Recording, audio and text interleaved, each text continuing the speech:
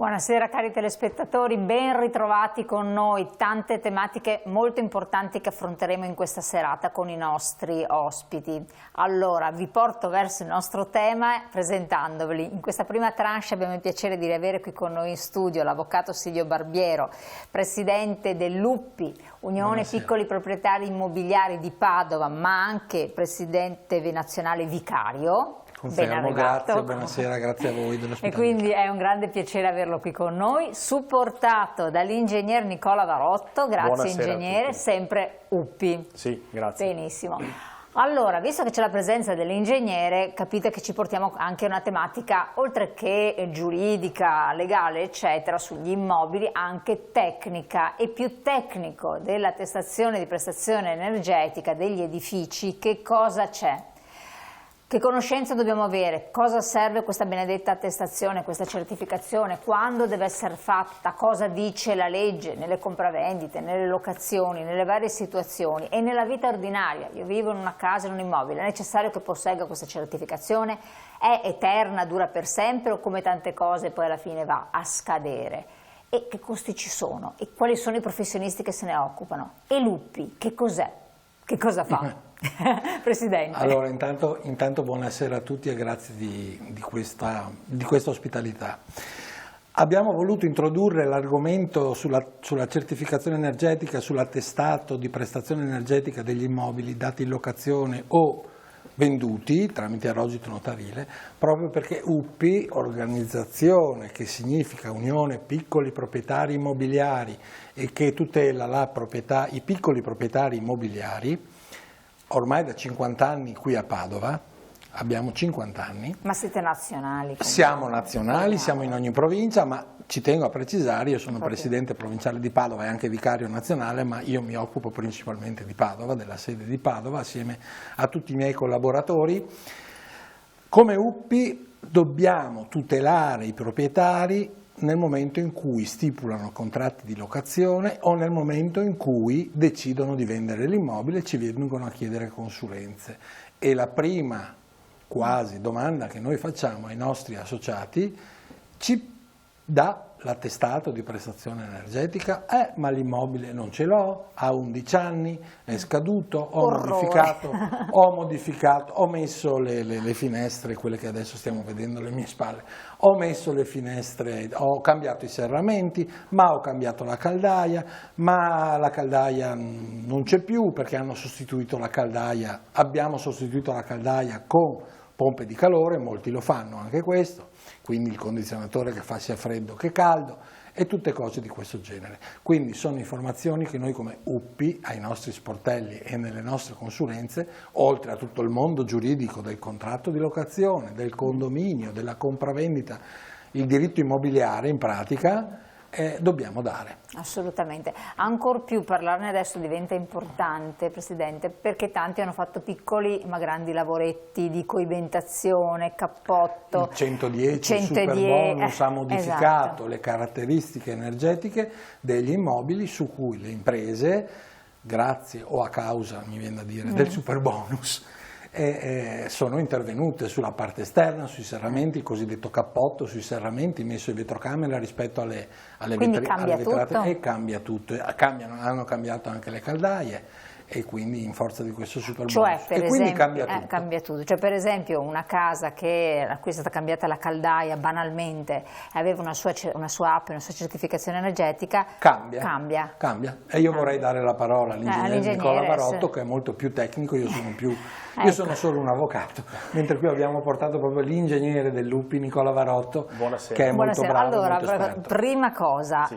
Questa attestazione e certificazione energetica, da dove viene fuori? È un documento che esiste dal 2005. Quindi alla sua età? Sì, è un documento che ha ormai oltre 20 anni, inizialmente si chiamava attestato di certificazione energetica, poi è cambiato nel 2013 in attestato di prestazione energetica.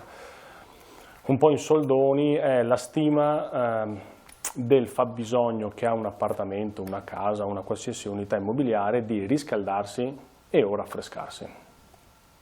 È un documento che serve all'inquilino o al futuro acquirente per sapere, oltre al costo del canone di locazione o dell'acquisto dell'immobile, anche bene o male cosa va a spendere di bolletta, perché dà dei riferimenti abbastanza specifici per quanto riguarda i consumi di gas e di energia elettrica.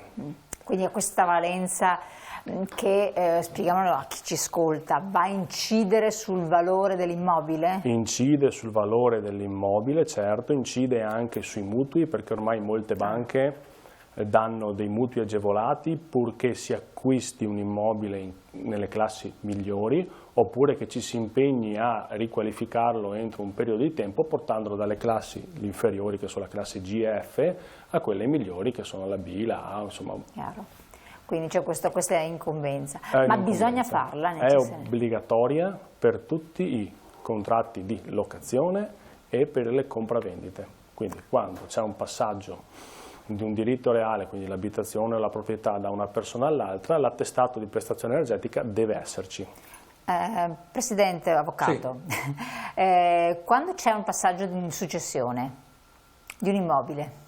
Quando c'è un passaggio per successione non penso che sia necessario l'attestato di prestazione energetica all'interno della dichiarazione di successione, però volevo dire una cosa al pubblico, per rendere la cosa più fruibile probabilmente. Avete presente quando andate a comprare un elettrodomestico, un frigorifero, una lavatrice, forse anche il phon, non lo so, comunque un elettrodomestico, che c'è quella targhettina che va dal verde al rosso, ingegnere, vero?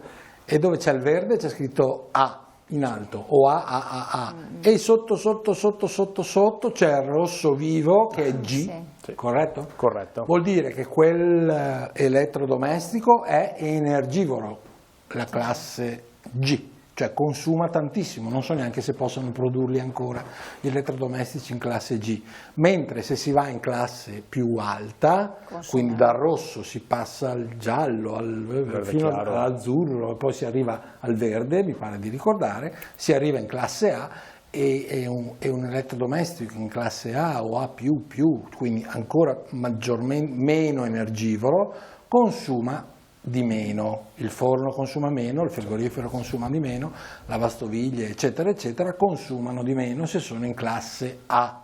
Chiaro. La stessa cosa per gli immobili, quindi se io compro, acquisto o vado in locazione in un immobile in classe G devo sapere che la bolletta sarà particolarmente alta.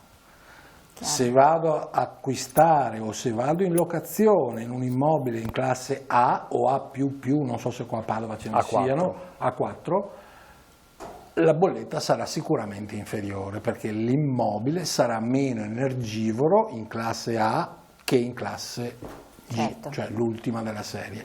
Aggiungo che avete visto anche questo, parlo sempre al pubblico, le agenzie immobiliari nelle loro locandine o sia su internet o nelle locandine sulle vetrine delle agenzie immobiliari sono obbligate ad esporre la classe energetica dell'immobile per far comprendere al potenziale acquirente o al potenziale inquilino se quell'immobile è in classe G, quindi la più dispendiosa, oppure è in classe A, che è la più, tra virgolette, con i tempi che corrono, risparmiosa. Dico con i tempi che corrono perché comunque con i costi che ha l'energia e quant'altro, comunque i costi possono essere altissimi, ultima classe, oppure un po' meno alti, un po' più bassi, in prima classe. Lei dice quindi che, questa è una questione legale, l'agenzia che vende, il costruttore che vende sono tenuti? Sono obbligati. C'è stato un giro 2 anni fa,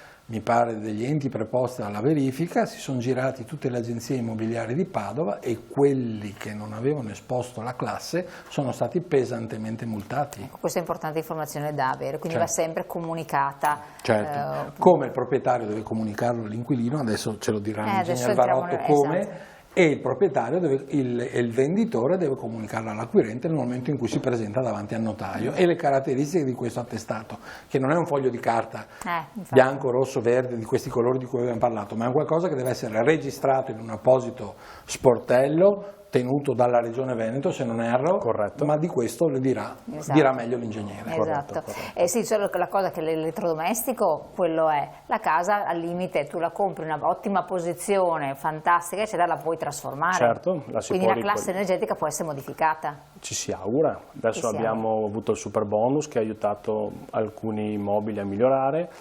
Avremo anche delle direttive europee che ci imporranno dei miglioramenti energetici importanti, quindi tutti gli immobili possono essere migliorati da un punto di vista energetico. Collegandomi a quello che diceva l'avvocato in merito alla necessità dell'APE, questo è obbligatorio sì quando stipulo un contratto di affitto o di compravendita, ma deve essere disponibile dal momento in cui io decido di metterlo in pubblicità. Quindi quando io decido di venderlo o di locarlo devo per prima cosa predisporre questo attestato, perché è uno dei primi documenti che devo dare all'interessato. Devo dare, avvocato?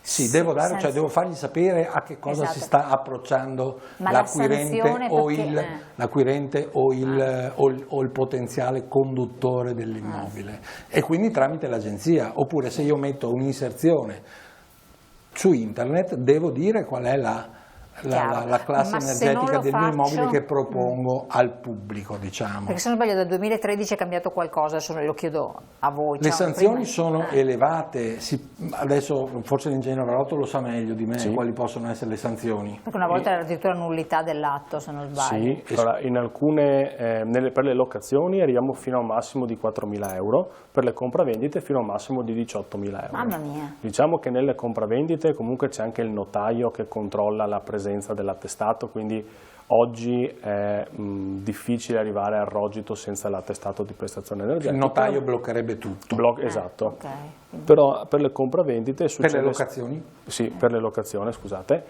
È più probabile che si arrivi in prossimità dell'atto senza documento, allora bisogna far slittare la locazione a una data successiva all'emissione dell'attestato, altrimenti il proprietario e anche l'inquilino rischiano queste sanzioni. Ah, quindi la data dell'APE, di questa attestazione, deve essere contestuale o antecedente all'atto dell'atto di locazione? Sì, perché dovendo io proprietario produrla al momento della trattativa, deve essere quando decido di metterla in locazione. Ma locazione uso abitativo o anche commerciale? Entrambe. La differenza poi è un po' in come devo gestirla nella registrazione del contratto all'Agenzia delle Entrate, perché per gli affitti delle unità residenziali l'importante è citarla all'interno del contratto e che ci sia, quindi dotare l'immobile, mentre nei contratti commerciali devo anche allegarlo al contratto. Ah, va allegata al contratto. Quindi l'UPI che redige anche i contratti di locazione. UPI, che non è un notaio, ma comunque che fa stipulare tantissimi contratti di locazione ogni anno, ogni mese, eccetera, blocca la stipula del contratto di locazione se non ha in mano l'APE, l'attestato di prestazione energetica, e gli si dice no, ma come lo darò più avanti fra 10 giorni? No, guarda che rischi le sanzioni. Se il contratto parte dal 1° luglio 2026, cioè domani mi pare dovrebbe essere, e tu l'APE glielo dai il 10 luglio, il 15 o il 20 luglio, rischi la sanzione. Ma a seguito di un controllo? A seguito di un controllo oppure a seguito del solito vicino invidioso che magari fa una comunicazione agli enti preposti e ti vengono e ti suonano, mandano una raccomandata, una comunicazione, dice per favore ci esibisca il contratto di locazione registrato, cosa che non gli importa più di tanto, ma ci esibisca anche l'APE, vediamo in che data è stato depositato e preparato, perché c'è un deposito dell'APE, non è che io lo faccio o l'ingegnere lo fa e lo firma e lo dà, no? Prego. No, inizialmente fino al 2013 c'era la necessità di inviarlo tramite raccomandata alla sede dell'Agenzia delle Entrate di Pescara, mentre dal 2013 hanno creato dei portali regionali nel quale io devo registrare regionali, dove io devo abilitarmi all'inserimento e registrare tutti gli attestati, e il portale mi dà una data di accettazione del documento. Quindi non è una cosa tanto... E si parla anche di tecnici abilitati, certo. E vorrei che l'ingegnere ne parlasse di questo. Allora, aspetta, adesso siccome abbiamo la pubblicità che incombe, infatti è importante il discorso tecnici abilitati, perché intanto io avevo smanettato un po' su internet e ho visto varie informazioni gagliarde, diciamo così. Pubblicità qualche secondo, poi torniamo insieme.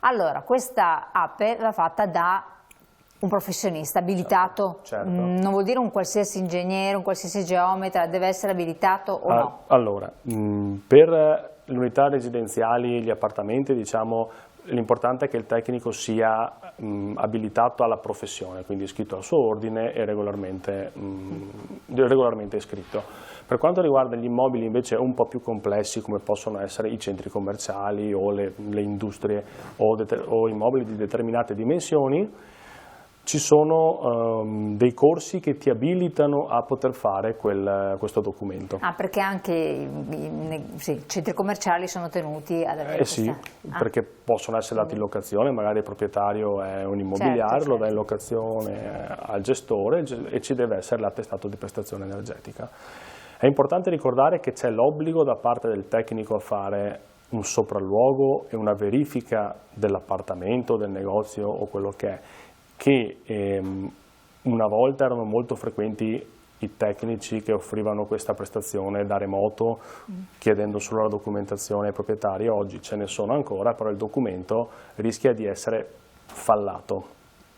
Cosa vuol dire fallato? Vuol dire che rischia di riportare dimensioni sbagliate, consistenze errate, e ciò può creare delle problematiche sia nelle compravendite ma anche nei contratti di locazione, magari edifici indicati in classe migliore rispetto a quella che sono. Ma se uno prende la classe peggiore che ci possa essere, perché magari la casa è classica degli anni. Certo, ma mi è successo che è stata messa una superficie doppia rispetto a quella reale, quindi una persona che aveva un appartamento da 30 metri quadrati, l'attestato di prestazione energetica diceva 60 metri quadrati. Ci sono alcuni tipi di contratti di locazione per cui questo documento, questo dato è importante. E soprattutto la dimensione dell'appartamento va a incidere sulla classe energetica. Chiaro, ma le dimensioni sono quelle degli atti catastali, uno lo deve fare con, non così a spanne, sarà 100 metri quadri o no? Diciamo che la superficie utilizzata e indicata negli attestati di prestazione energetica è quella netta, quindi quella calpestabile, mentre negli atti catastali è quella lorda con i muri esterni, i muri interni e tutto quello che c'è dietro, quindi c'è circa un 15-20% di differenza.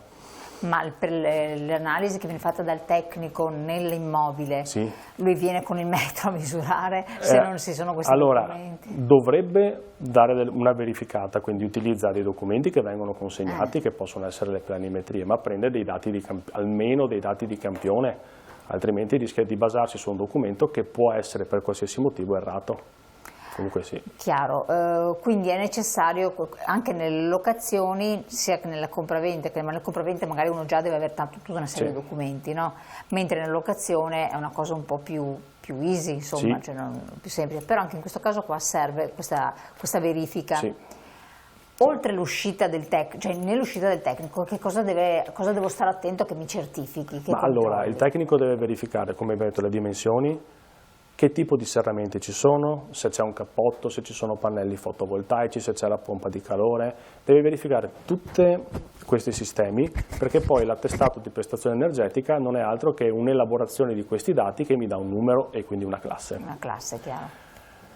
È chiaro che il tecnico non può entrare nello specifico di come è fatto il muro, perché non ci possiamo mettere a rompere i muri, a prendere campioni del cappotto e via dicendo. Ci si basa sui documenti e su delle tabelle che sono fornite dalla normativa. Quindi gli immobili degli anni 80 hanno la parete in cotto, punto. La tabella mi dà un valore, non dobbiamo verificare esattamente com'è, però con lo spessore e le tabelle riusciamo a determinare che tipo di involucro c'è. Se invece si tratta di un immobile degli anni 2000 che è stato fatto con particolare Sì. solerzia, eccetera, ma non si certificava nulla, ma la casa comunque ha delle buone caratteristiche di coibentazione, eccetera. Sì. Diciamo che dal 1991 in Italia c'è un documento che era la ex legge 10 del 91 che va a indicare quali sono stati gli isolamenti utilizzati.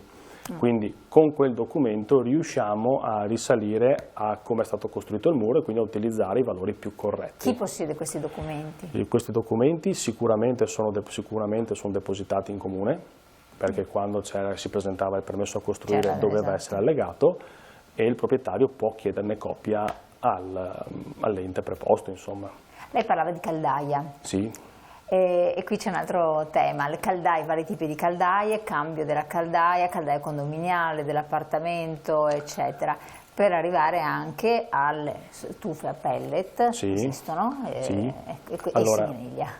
dal 2005 a oggi la normativa degli attestati ha subito varie modifiche e ha inserito pian piano tutti i tipi di generatori. Quindi oggi dobbiamo considerare anche le pompe di calore, gli split che abbiamo a casa, anche quelli di piccole dimensioni, dobbiamo considerare le stufe a pellet, dobbiamo considerare le caldaie a condensazioni, tutto quello che è generatore di calore, sia caldo che freddo. Per poterlo considerare però questi impianti devono essere registrati in un altro portale che si chiama CIRCE, che è un catasto regionale degli impianti termici. Questo però lo fa sempre il professionista? Lo fa l'idraulico. Ah, l'idraulico, sì, l'idraulico. Perché questo qua, allora, prima c'era il libretto cartaceo. No, guardi, Presidente, mi viene l'ansia. Anche a me. Anche a me viene l'ansia. Perché? Prima c'era il libretto cartaceo, nel quale il manutentore lasciava un timbro ed era a posto. Oggi no, deve registrare in regione tutte le manutenzioni che vengono fatte. Questo è fondamentale, perché l'attestato non dura sempre, ha una durata massima che sono i 10 anni dall'emissione del documento, però decade ogni qualvolta o vengono fatte migliorie energetiche, quindi metto i serramenti nuovi, cambio la caldaia, faccio il cappotto, mi installo i pannelli fotovoltaici, ma anche se non faccio la manutenzione obbligatoria alla caldaia il documento scade. Ah, quindi 10 anni però. No, o 10 anni o uno in questi casi, ma anche la non manutenzione della caldaia. Se durante, eccola. voglio essere molto chiaro con i nostri telespettatori, se durante questi 10 anni viene mutata in qualche modo il consumo energetico dell'immobile, tipo installazione di pannelli solari, tipo cambio dei serramenti, tipo metto sul condizionatore che fa anche da pompa di calore perché ho la caldaia, sì, ma a ottobre che magari sono un po' vecchietto e quindi attacco la pompa di calore che mi toglie un po' di umidità e dopo partirà l'impianto di riscaldamento, ovviamente, sono tutti apparati tecnologici che vanno a modificare la rendita energetica di quell'immobile e quindi l'attestato di prestazione energetica decade pur essendo dentro i 10 anni. Allo stesso modo decade pur essendo dentro i 10 anni se non viene fatta la manutenzione ordinaria annuale o biennale c'è ancora alla caldaia, e questa manutenzione oppure viene fatta ma la manutenzione stessa non viene inserita all'interno di CIRCE, cioè il famoso timbro che si metteva sul libretto una volta non c'è più, ma il tecnico che fa la manutenzione deve inserirlo nel portale CIRCE, quindi le manutenzioni fatte a mio cugino che conosce bene la caldaia, sa schiacciare i punti, non servono a niente. Il certificato, l'attestato di prestazione energetica decade pur dentro i 10 anni, quindi passibile di sanzioni. Chiaro. Qua stiamo parlando però sempre quando l'immobile subisce una trasformazione d'uso, cioè passa di proprietà, passa in locazione o quant'altro, non se io ci resto dentro, non sono tenuto a fare questa prestazione o no? No, allora, se io abito in una casa di proprietà e non faccio interventi non ho necessità di avere l'APE. Se però faccio determinati interventi di riqualificazione energetica ho l'obbligo di dotare alla fine dei lavori l'immobile dell'attestato di prestazione energetica, perché è un documento che mi serve per usufruire delle agevolazioni fiscali. Ah, quindi le agevolazioni fiscali si ottengono solo alla luce della presentazione di questa sì. app. Che quindi... Per esempio, se ho una casa e faccio il cappotto, alla fine ho l'obbligo di fare l'attestato di prestazione energetica del mio immobile, pena la perdita delle agevolazioni.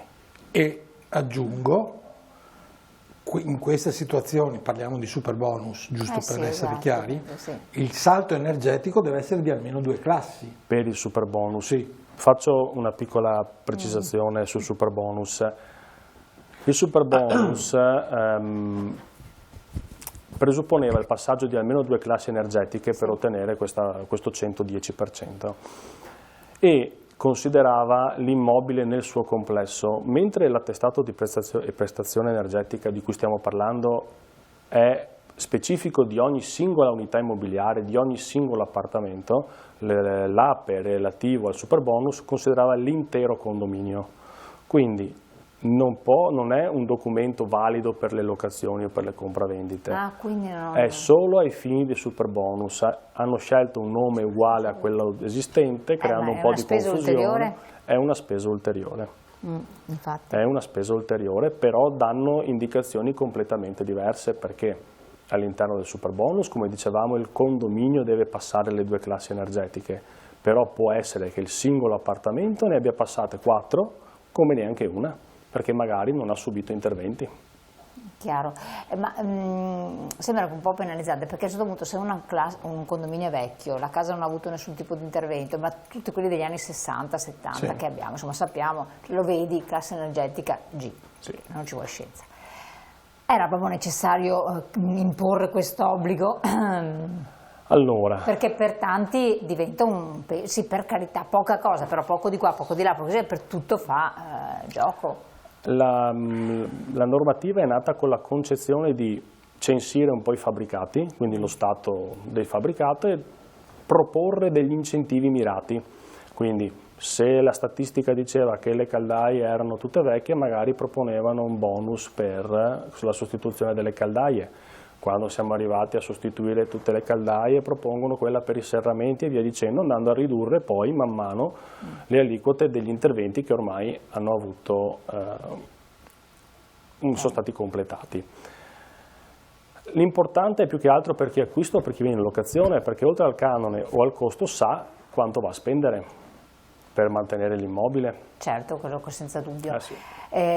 Queste spese vanno a carico di chi? Vanno sicuramente a carico del proprietario, perché riguardano l'immobile.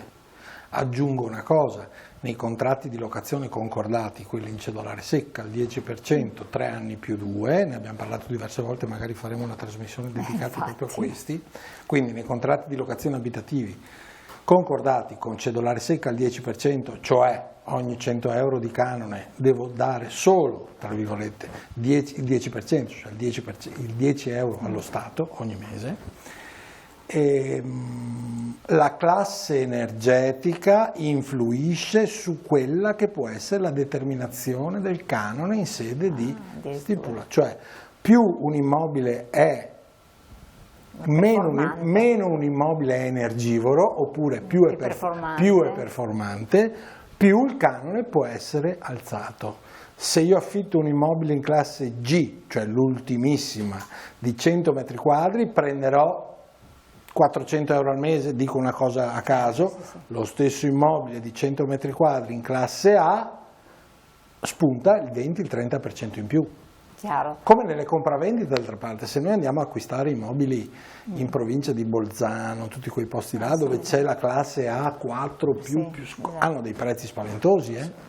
Sì, infatti. E le altre case, quelle che non si sono uniformate alla classe A o perlomeno a una classe energetica umana, e sono rimaste, ma sono ormai pochissime quelle rimaste in quelle province in classe bassa, non vengono vendute perché nessuno le compra. chiaro.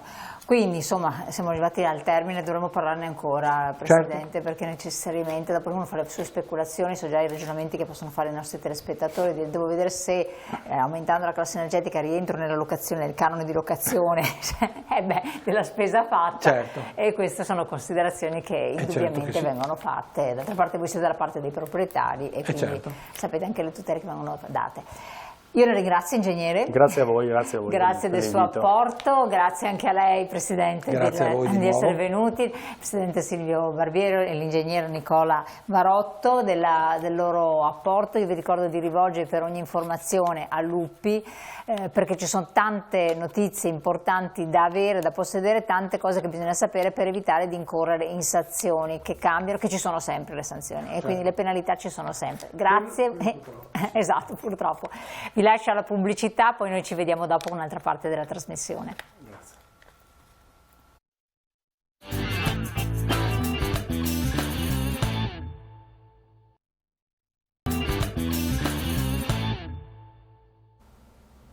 Cari telespettatori, rieccoci con un'altra tematica e altri ospiti. FNP CISL in modo particolare questa volta ci porta l'opportunità, con la presenza qui in studio, di parlare dell'antibiotico resistenza e delle politerapie, ovvero l'interazione tra i diversi farmaci. Riguarda non soltanto le persone anziane, ma in modo particolare tanti anziani, anche voi che siete soli o siete supportati da altre persone, e quindi grande attenzione a questa puntata. Qui con noi in studio vi presento subito Gianni Fabbia, ormai lo conoscete anche bene. Quando c'è di sanità c'è Gianni Fabbia, segretario regionale FNP CISL del Veneto, grazie.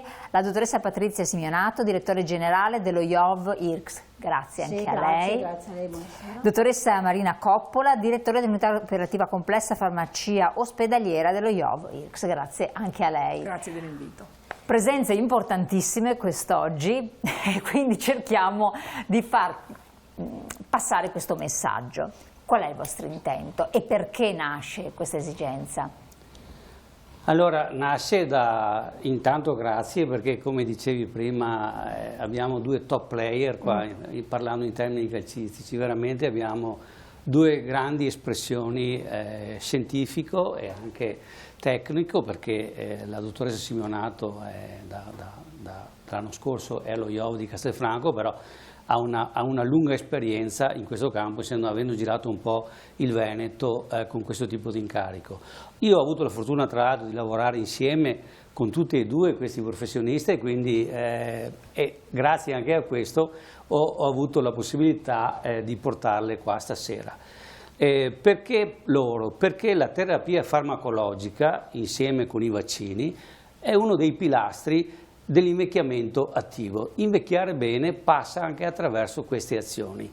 Basta solo ricordare che insieme ad altri, naturalmente il movimento, l'alimentazione, lo stile di vita, basta pensare che la terapia farmacologica insieme con quello che dicevo prima hanno permesso che in 60 anni abbiamo portato l'aspettativa di vita da 67 anni che avevamo nel 66, siamo quasi a 85. Quindi ribadisco l'importanza di questo intervento e ascoltiamo con interesse quello che ci diranno, perché veramente a noi è prezioso. Sarà prezioso il loro apporto e il loro anche contributo. se sappiamo che il segretario ha grandi competenze in ambito sanitario, ormai ce l'ha dimostrato, però non si finisce mai di imparare. Non si finisce mai, e poi la medicina è una scienza in evoluzione, quindi... È questo che voglio puntare l'attenzione, perché ci sono per esempio delle interazioni con alcuni alimenti che sono particolarmente significative, ma daremo la parola a chi se ne occupa direttamente.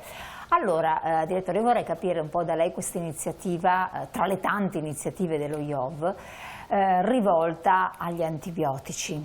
Sì, come IOV noi abbiamo tutta una serie di iniziative, coordiniamo delle iniziative a livello regionale, ovviamente siamo inseriti nell'ambito di un contesto di rete, quindi il coordinamento avviene con tutte le aziende sanitarie del Veneto. Per quanto riguarda l'aspetto, la progettualità dell'antibiotico sicuro, antibiotico quindi resistente, siamo coordinatori di un progetto finanziato da AIFA ed è avuto un progetto, quindi, come dicevo prima, che è coordinato dalle diverse, che è coordinato dallo IOV e comunque realizzato da tutte le aziende sanitarie del Veneto con la nostra collaborazione, è un progetto regionale. Cosa significa antibiotico resistente o antibiotico sicuro?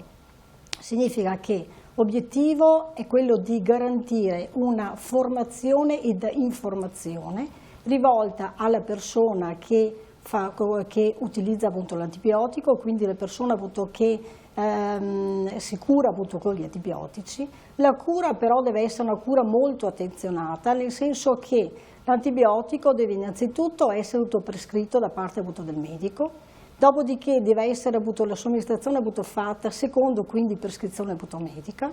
Dopodiché praticamente, quindi intendo dire, nel momento in cui si assume qualsiasi farmaco, bisogna stare molto attenti al dosaggio, all'orario di somministrazione del farmaco, alla durata della terapia, di modo tale che nel caso dell'antibiotico produca i propri effetti. Produca i propri effetti significa che se non viene utilizzato secondo prescrizione medica, con quindi attenzione a quella che è la prescrizione medica, come dicevo prima, i batteri diventano resistenti, quindi non produce alcun tipo di effetto.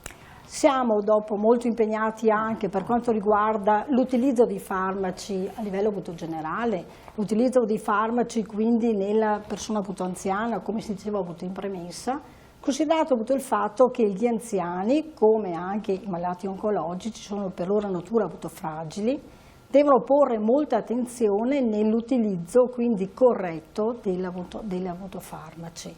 Se pensiamo che l'anziano, quindi l'over 65, chi ha più di 65 anni di età, in genere assume 5 farmaci al giorno, sì. Vediamo come sia importante assumere il farmaco, però secondo con aderenza, considerando l'aderenza prescrittiva, quindi seguendo esattamente la prescrizione medica.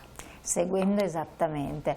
Uno potrà chiedere, ma perché, cosa c'entra lo IOV? Questo magari potrebbe riguardare in generale qualsiasi persona, ma in realtà voi avete un interesse particolare a dare queste prescrizioni, vero? Indubbiamente, perché il malato oncologico, come dicevo prima, è un malato fragile. Noi comunque seguiamo tutto questo e quindi queste indicazioni per il malato oncologico fragile, però ovviamente esteso, queste sono indicazioni che sono estese comunque a tutte le persone, tutte le persone malate, non solamente l'oncologia. Questo quel che riguarda l'antibiotico. Io direi appunto di passare la parola alla dottoressa, poi entreremo anche con più farmaci e tutto. Antibiotici che vengono somministrati solo su prescrizione medica, è la premessa, anche se le dirò che poi chi ha degli anziani a casa o vicino a sé scopre che nell'armadietto dei farmaci ce ne sono e che quelli rimasti vengono utilizzati. Sì, certo, il tema dell'utilizzo, dell'abuso, dell'utilizzo inappropriato degli antibiotici è proprio il tema fondante di questa campagna, perché è vero che i nostri armadietti sono pieni di tutto, sono pieni di farmaci, di antibiotici, di integratori, di rimedi naturali e in un momento in cui la cura di se stessi non è concentrata solo sul farmaco, ma anche su altre entità terapeutiche che possono essere anche rimedi naturali, piuttosto che il fai da te, ovvio che la campagna antibiotici è centrata sicuramente anche sul dare delle regole. Infatti quello che abbiamo cercato di sviluppare in questa campagna, che rientra nella fase centrale di un progetto più ampio di ricerca, è un progetto che punta proprio ad evidenziare l'importanza di non esporsi in maniera prolungata a trattamenti antibiotici, soprattutto se inappropriati e prescritti nel fai da te, perché questi antibiotici colpiscono i batteri buoni, cattivi, ma anche i batteri buoni, quelli della nostra flora batterica intestinale, il famoso microbiota, che tanto si parla. Il microbiota, una volta che perde nel suo equilibrio, crea una situazione che viene definita disbiosi. E nella disbiosi intestinale che cosa succede? Che vengono meno i meccanismi di difesa del nostro sistema immunitario, quindi in pratica diventiamo più fragili. Ovvio che il tema della fragilità nell'anziano viene ovviamente molto più esaltato, perché l'anziano ha già di per sé delle difese inferiori rispetto al soggetto più giovane. Quindi la campagna antibiotici si rivolge a tutti, anche agli anziani, e nello specifico abbiamo deciso di utilizzare una serie di strumenti differenziati, diversificati, comunicativi. Infatti nella nostra landing page, che abbiamo proprio costruito per depositare tutte le informazioni relative all'antibiotico, utilizziamo delle modalità dirette tipo pieghevoli piuttosto che locandine, piuttosto che modalità indirette, i fumetti che danno dei messaggi che comunque hanno una base scientifica molto, molto solida. Sono efficaci. E che sono molto efficaci, raggiungono vari destinatari di varie età, di varie scolarità, e riescono veramente a creare il punto e a fissare i punti. E poi ovviamente ci sono anche video interviste, ci sono podcast che magari utilizzano un linguaggio più scientifico, che però sono comunque accessibili a tutti. Quindi questa fase, diciamo, formativa e informativa, che è il cuore del nostro studio, che è uno studio che si sta declinando in 3 anni, vuole proprio andare a sensibilizzare la popolazione su quello che non si deve fare. Sicuramente non si deve fare il fai da te, sicuramente bisogna rispettare il timing, perché il timing, cioè rispettare gli orari di assunzione piuttosto che la durata, piuttosto che la frequenza. Perché? Perché la concentrazione di antibiotico nel sangue nostro deve sempre rientrare in quello che definiamo il range terapeutico, perché se scende sotto un valore minimo o sale, si crea quella situazione tale per cui il batterio continua a crescere e svilupparsi in presenza di una concentrazione di antibiotico che non è attiva su se stesso, quindi non lo uccide, ma lui riesce a sviluppare dei meccanismi di resistenza, cioè riesce a diventare resistente alla stessa terapia per cui in quel momento lui è bersagliato.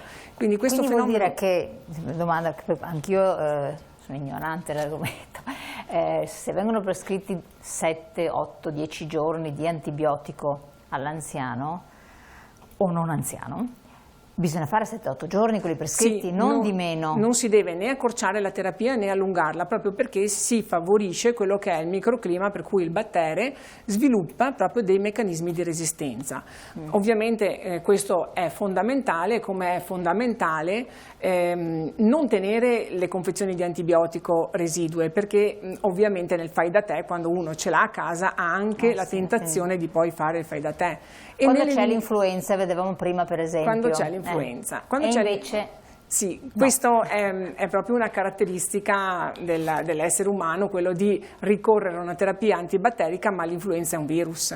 Quindi il fatto di prendere un antibiotico per andare a debellare un virus non solo non sortisce nessun effetto sul virus, ma anche riduce ulteriormente la nostra difesa, perché andiamo a colpire sempre il famoso microbiota e l'organismo non riesce più a difendersi dal virus. Quindi subentrano anche altre sovrapposizioni. Sì, l'antibiotico va preso in influenza se il medico lo prescrive, perché vede che ci sono poi delle sovrainfezioni batteriche causate ovviamente ad infragilimento dell'individuo, ma mai nel fai da te. Certo, chiedo a lei, direttore, a molti pazienti anziani, anche nelle strutture, purtroppo si ammalano di frequente, hanno vari problemi, alcuni sono pazienti anche oncologici necessariamente, vista anche l'età, oppure a casa, periodicamente ricevono queste prescrizioni di antibiotici. Sì. Da parte del medico. Cosa succede? Che arrivano a un certo punto in cui si ammalano gravemente, eccetera, e diventano antibiotico resistenti. Qual è il periodo, cioè cosa consigliate voi per far sì che la cura, cioè per il paziente sia sempre curabile dal punto di vista oncologico, ma possa far fronte ad altri problemi per i quali gli viene prescritto l'antibiotico? Io faccio l'esempio, sotto cura antibiotica a dicembre, poi a febbraio operazione al dente, altro antibiotico, non c'entra niente, il dentista gliel'ha prescritto, e poi ad aprile malattia, antibiotico. Sì, in questo caso qua sarà sicuramente più precisa la dottoressa Coppola, perché è una questione appunto proprio medica. Sì, medica e da farmacista. Sicuramente è necessaria la continuità delle cure, è necessaria la rivisitazione anche appunto dei farmaci che uno autoprende, quindi ovviamente sempre devono essere riviste anche le tipologie di farmaci, la quantità, la periodicità, eccetera, sulla base ovviamente di una prescrizione medica, questo è il ragionamento. Sì, sì, infatti. Allora, esatto, perché questo è un problema che può succedere purtroppo, e certo. mette in agitazione È ovviamente. necessario riconciliare appunto le terapie. Sì, rispetto alla problematica ovviamente dei pazienti politrattati, perché sostanzialmente è questo, l'istituto è molto impegnato anche in un'altra campagna, che è la campagna appunto quella della politerapia. Questa si sviluppa nell'ambito di un altro grosso progetto portato avanti in seno alle attività del coordinamento regionale delle attività oncologiche del piano oncologico nazionale. Il paziente politrattato, soprattutto se anziano, riceve prescrizioni da più specialisti, perché c'è il paziente, magari non le racconta, e soprattutto magari non sa raccontarle, perché poi effettivamente quando siamo di fronte ad un medico con poco tempo, con poco spazio temporale, è anche difficile riconciliare tutte le proprie prescrizioni, però generalmente un paziente anziano è sicuramente iperteso, molto verosimilmente è diabetico, verosimilmente ha il colesterolo alto, prende l'antiaggregante, prende magari l'antibiotico per l'infezione, e magari è anche un paziente oncologico, perché ormai i pazienti oncologici cronicizzano. Quindi il tema della politerapia, che è oggetto di grandissima attenzione in questo momento da parte dell'istituto, prevede che ci sia un percorso, proprio un workflow, dove il paziente viene preso in carico, viene fatta tutta la ricognizione di tutti i trattamenti che assume, e quando dico ricognizione non ci riferiamo solo ai farmaci, noi andiamo anche a tracciare tutti i rimedi naturali, perché i rimedi naturali sono dei farmaci mascherati. Questo va sottolineato, rimedi naturali. Sì. E dopodiché nell'ambito appunto di questo progetto viene fatta una revisione farmacologica da parte di farmacisti e farmacologi. Nell'ambito proprio di un ambulatorio dedicato di teleconsulto interno ci confrontiamo con gli specialisti interni, con i medici di medicina generale, con i medici prescrittori. Andiamo a verificare se nel piano terapeutico del paziente ci sono farmaci potenzialmente inappropriati, piuttosto che duplicazioni di terapia, piuttosto che farmaci che interagiscono tra di loro. Ricomponiamo, quindi riconciliamo, quindi riformuliamo la prescrizione e diamo al paziente un nuovo piano terapeutico validato ovviamente dagli specialisti e dai farmacisti, e dopodiché seguiamo il paziente, lo monitoriamo nella sua aderenza terapeutica, cioè nella sua aderenza e persistenza al trattamento, perché il paziente, gli esiti delle terapie sono positivi se il paziente è aderente e rispetta i trattamenti. Quindi in questo programma Lei ha detto una cosa importantissima, vorrei sottolinearla.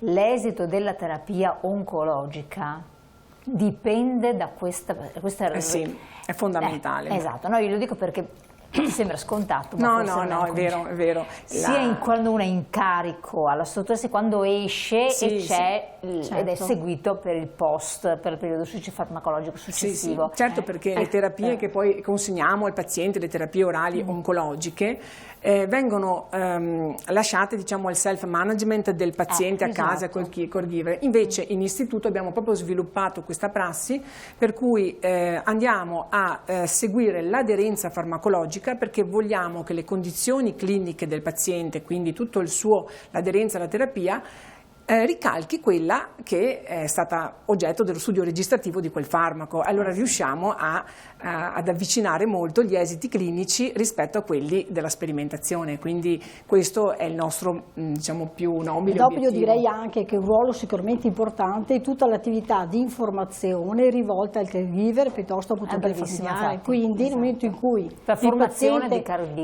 paziente esce, obiettivi di questi progetti è proprio quello di coinvolgere familiari, caregiver, oltre ovviamente alla persona malata stessa, proprio per garantire ovviamente rispetto un'aderenza prescrittiva, per garantire il corretto utilizzo dei farmaci, e quindi abbiamo tutta una serie di strumenti che si stanno sempre più sviluppando. Pensiamo a ciò che diceva prima l'autoressa Coppola, anche quanto importante è il teleconsulto, quindi il rapporto e la consulenza sempre diretta effettuata fra il farmacista, il farmacologo e lo stesso clinico, il medico, e quindi ci sono anche tutta una serie di strumenti via telematica che si stanno appunto sviluppando e molti sono sviluppati per garantire anche sempre più quella che definiamo essere un'assistenza di prossimità, cioè vicina all'appunto paziente. Pensiamo a tutto l'aspetto delle case di comunità che si stanno appunto sviluppando e quanto importante è il teleconsulto, il telemonitoraggio, che ovviamente viene effettuato a distanza, però è garantita sempre la presenza appunto dello specialista. E quindi lei sta dicendo un teleconsulto non all'interno, non solo all'interno della professionisti, ma tra professionisti, però anche tra professionisti e appunto quindi il familiare, quindi appunto tra struttura e domicilio. Perché questo è un aspetto importantissimo proprio adesso che ci saranno queste medicine di queste case di comunità. Esatto.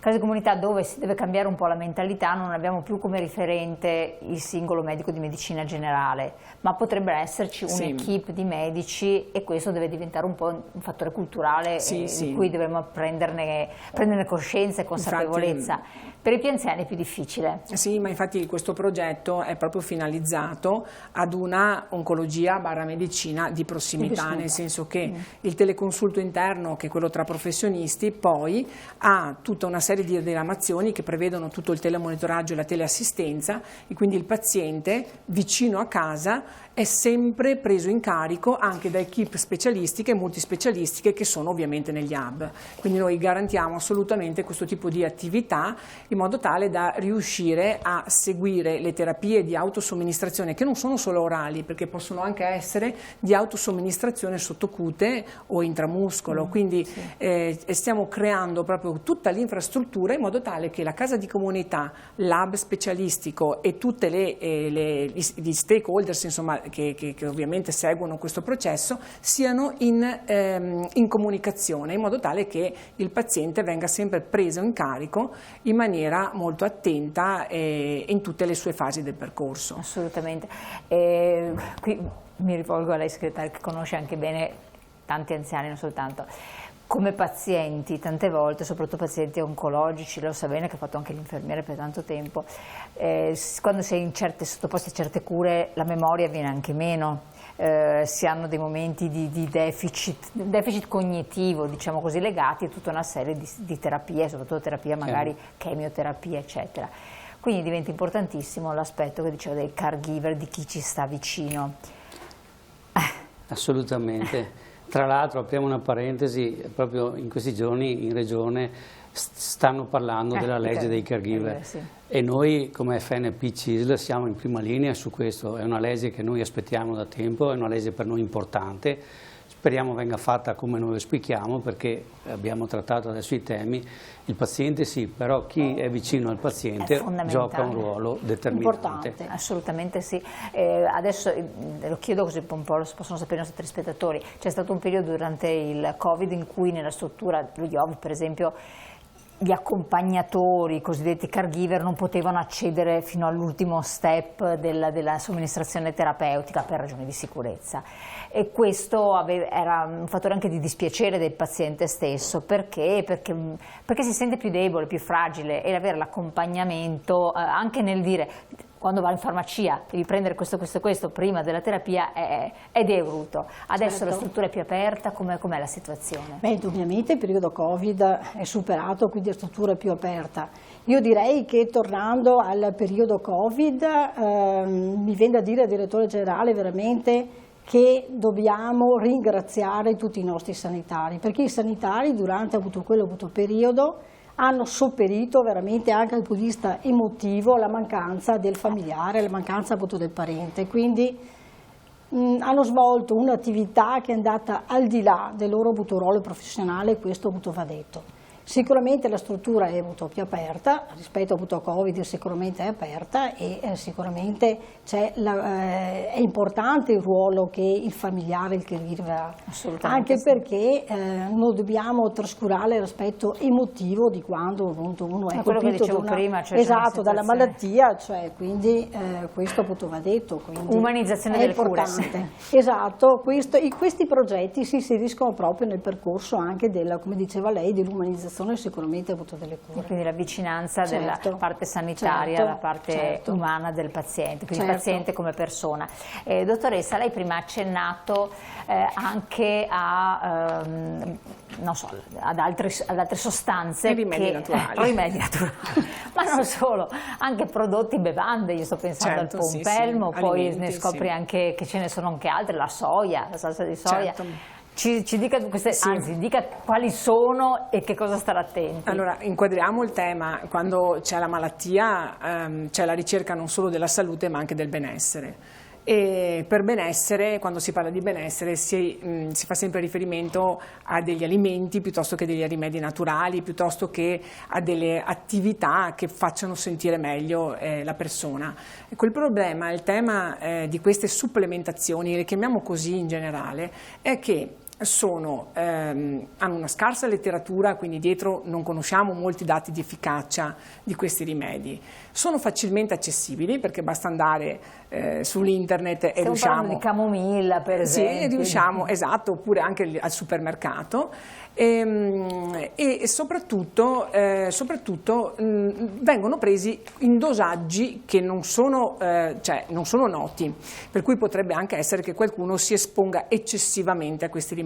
Quindi verosimilmente l'esposizione saltuaria non è un problema, come tutte le cose, ma una esposizione sistematica fa sì che questi rimedi possano impattare veramente negativamente sulle terapie, perché ci sono rimedi naturali che hanno la capacità di diminuire le nostre funzionalità d'organo, ad esempio diminuire la capacità del fegato di metabolizzare i farmaci. Cosa significa? Significa che il farmaco non viene metabolizzato, non viene eliminato, quindi si concentra di più nel sangue e di cosa prevale di lui? Non l'effetto terapeutico ma l'effetto tossico, quindi ci sono dei rimedi naturali che causano tossicità, come peraltro ci sono invece dei rimedi naturali che causano l'effetto opposto, ovvero sia impediscono l'assorbimento del farmaco. Non solo rimedi naturali, anche gli antiacidi. Adesso vogliamo interrogare la popolazione e dire quanti prendono antiacido e non si rendono conto che l'antiacido impedisce l'assorbimento delle altre terapie. Cioè,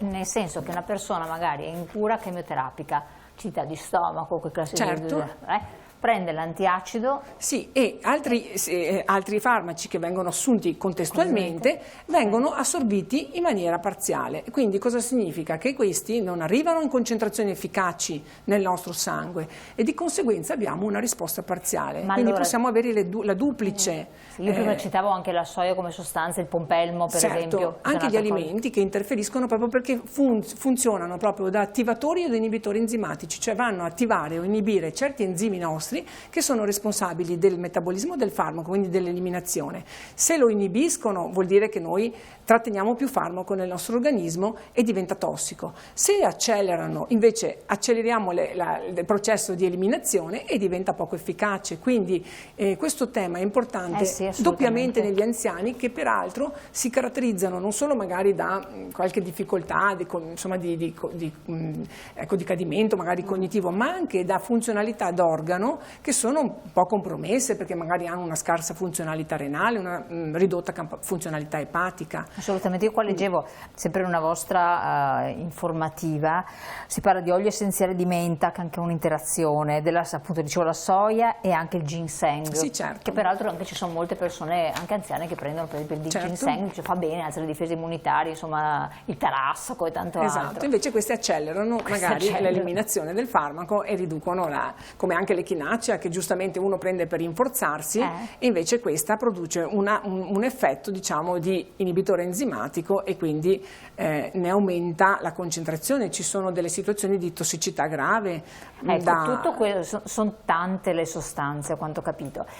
Voi come IOV avete stilato un elenco che date al paziente, al caregiver, tale per cui non prendere tutta Sì, abbiamo tutte le nostre schede informative farmacospecifiche che riportano non solo tutte le informazioni relative al farmaco, ma anche cosa non prendere in maniera concomitante a quel farmaco, quando prenderlo, quindi anche tutto un diario terapeutico in modo tale che il paziente, segnandosi il timing della terapia, sia sicuro di averla presa e soprattutto restituisca al clinico e al farmacista un'evidenza dell'aderenza terapeutica. E poi il tema non solo delle interazioni ma anche delle reazioni avverse, perché spesso e volentieri gli anziani confondono la reazione avversa da farmaco con il loro malessere legato alla malattia. No, le reazioni avverse spesso e volentieri sono legate a terapie farmacologiche inappropriate, che magari non sono note perché non vengono raccontate, che sono appunto quelle di tutte le supplementazioni, e invece vanno assolutamente descritte, trascritte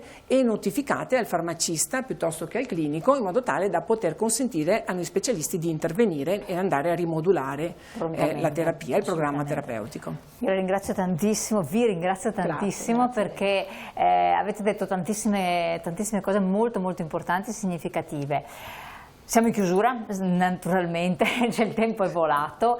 Speriamo che i nostri telespettatori si prendano nota. Io vi invito anche a rivedere la puntata che poi andrà anche sul web e su YouTube.